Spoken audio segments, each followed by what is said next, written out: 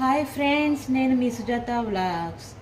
ములక్కాయలు ములక్కాయలు మనం స్టాక్ తెచ్చుకుంటాం కదండి. ఎప్పుడు ఒకేసారి ఒక 30 రూపీస్ తెచ్చుకుంటే మినిమం ఒక 2, 3, 4 అలా వస్తాయి కదా మినిమం. మనం ఏం చేయాలంటే స్టాక్ ఉండాలంటే ములక్కాయలు ఫ్రెష్గా ఉంటాయండి. ఒక 10 డేస్ దాకా మనం ఇలా కట్ చేసి పెట్టుకొని దానికి ఇట్లా పీసెస్ కట్ చేసుకొని మనకి ఏ సైజులో కావాలో ఆ సైజులో పీసెస్ కట్ చేసుకోవాలండి. ఇలా కట్ చేసుకొని ఇలా నారలు తీసుకోవాలండి. మరీ మొత్తం కాదు, ఏదో వచ్చినంత నారలు ఇలా తీసుకొని మీకు ఏ సైజులో కావాలో ఆ సైజ్ అండి. మాకైతే ఈ సైజు చాలు. అలా కట్ చేసుకొని ఒక క్యారీ బ్యాగ్లో పెట్టుకుంటే కనీసం ఒక 10 డేస్, మినిమం 10 డేస్ 15 డేస్ వరకు ఫ్రెష్గా ఉంటాయండి. ఇలా తీసుకోండి.